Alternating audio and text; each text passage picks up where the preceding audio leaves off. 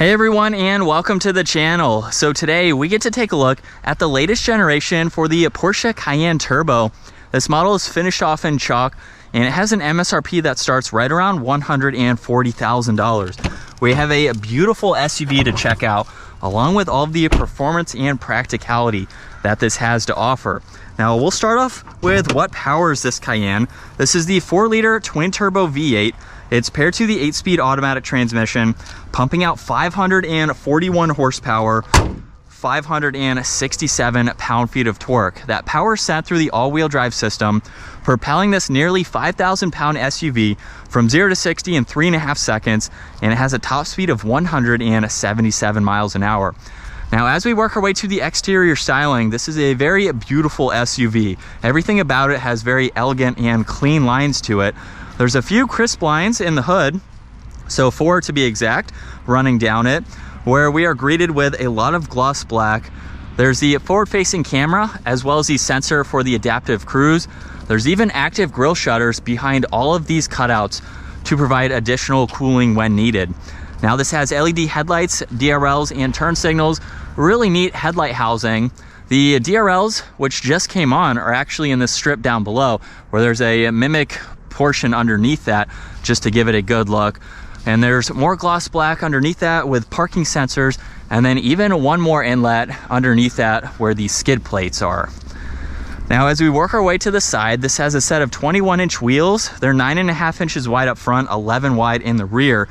And this has 6-piston brake calipers up front, 4 pistons in the rear. This is a massive caliper to stop this SUV. Cayenne Turbo is in the lower section there.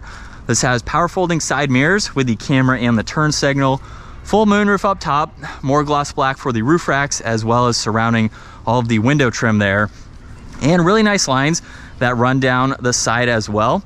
And then in back, we actually have 2 spoilers. So there's the traditional integrated spoiler, then there's this extra piece that will pop up as needed.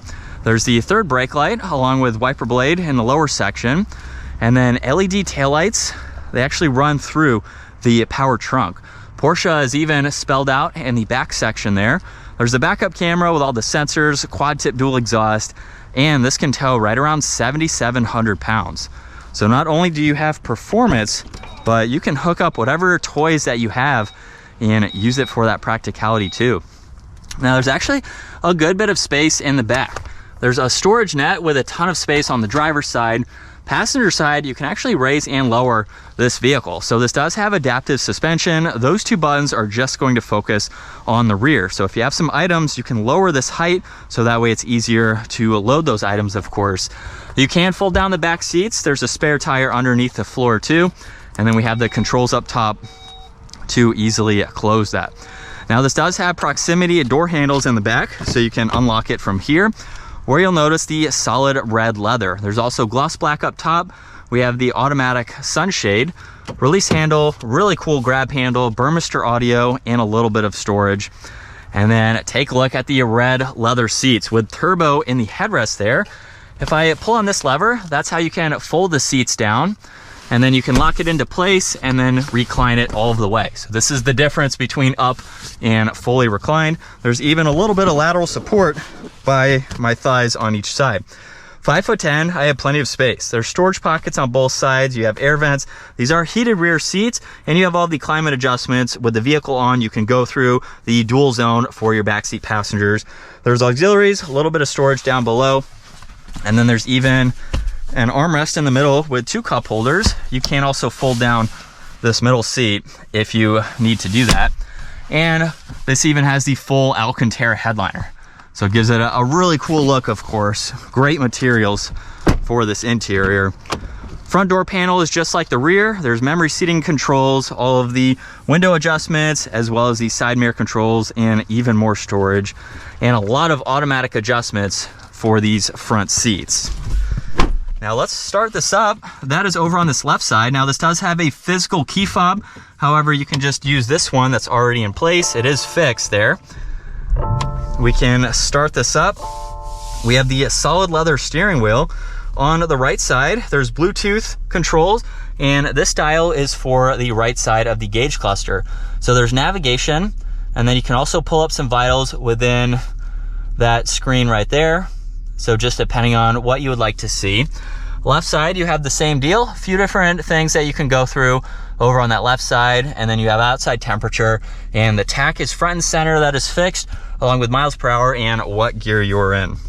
This has paddle shifters and then a few different driving modes that you can go into. The exhaust note will change depending on the driving mode. There's also a sport response, so you can use that for a little bit more power while you are out on the road. The cruise and adaptive cruise control setting, or stock, is on that left side. We have the paddle shifters there. Headlight adjustments are on the left side as well. Leather covers the entire dash, where there's a clock, there's a vent on both sides, and then a massive infotainment system. If we go to home, you have all of these icons that you can scroll through, including Apple CarPlay and Android Auto. You can even get into vehicle, go into your drive mode, so you can adjust that as needed. You have your chassis, even the ride height too. So we have the easy entry and exit basically, and then terrain for the highest setting. There's your sport exhaust, you have your engine start stop, and then that spoiler extension like I mentioned or showed earlier. You can pull up the navigation, get into your music and phone, and then back into your vehicle settings there. You can even swipe over for the split view to look at all that information. Very nicely integrated into this dash. Air vent just underneath that, and then you do have shortcuts that you can push on to get through all of that information. So you don't have to use that as a touchscreen, or you can quickly get through that as needed. There's power and volume just underneath that there. And then we have the dual zone setting for your temperature and fan speeds, with the hazards right in the middle. If I put this into reverse, there's the backup camera. We have that 360 view, so you have some additional cameras that you can look at, and then the same with the forward-facing camera. Park is located on the back side, and then you can also go into the manual setting, so you can shift using this or the paddle shifters. And then we have the heated and ventilated seat adjustments, along with some AC controls. There's two different settings for the suspension. There's traction control, the e-brake, a little bit of storage, and then two cup holders behind that. You have a place where you can put your phone possibly, and a few auxiliaries in the center armrest. There's also a lot of space in the glove box there. Two really cool grab handles on both sides. And then up top, we have all of the adjustments for the sunroof, sunshade. There's even parking sensors that you can get into, so you can pull that up as needed. And then we have the dome lights as well. Plenty of visibility over both shoulders as well, so it's very easy to see. And from second gear, here we go.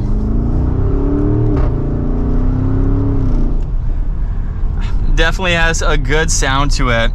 I also want to mention too that we do have the two suspension settings that I mentioned earlier. There's Sport Plus, Normal, actually 3, and Sport. So that can add to the comfortability of driving this every single day. You have the ride heights too. It's been a nice place to be. So this is what it's like to be behind the wheel of this all new Cayenne Turbo. I like the layout and the design of everything. Ignition is still something I'm not used to. This is the only vehicle or only brand that offers that on the left side. So that's something that has taken me a little bit of time to get used to. You can't really hear much of the downshifts at all. So it's not a loud vehicle. Even with the sport exhaust on, you can definitely hear it, but it's not over the top. This is a luxury brand at the end of the day, so it's not something that needs to scream unless you decide to change the exhaust after. And then as we get back up to speed, we do have a few different driving modes like I mentioned earlier. So I've been in Sport Plus for pretty much the whole video, but you can tone it down into a normal setting where it just gets a little bit more laid back in a sense, but you can still use the manual setting, and you still get that really nice exhaust sound too. So it just depends on how you want to drive this for the day. I really don't have anything to complain about. Like I said, I haven't been in the Cayenne in several years, so hopping into it, it almost feels like I'm right at home with this. I really like just everything about driving this. It's a ultra luxury focused, performance oriented SUV that has a lot to offer. That is going to wrap it up though for this Porsche Cayenne Turbo. Once again, huge shout out to Carolina Auto Direct for providing this for me today. Take a look at their website. Also, give this video a huge thumbs up if you enjoyed it, and consider smashing that subscribe button so you don't miss out on our daily uploads. I will see you all in the next video.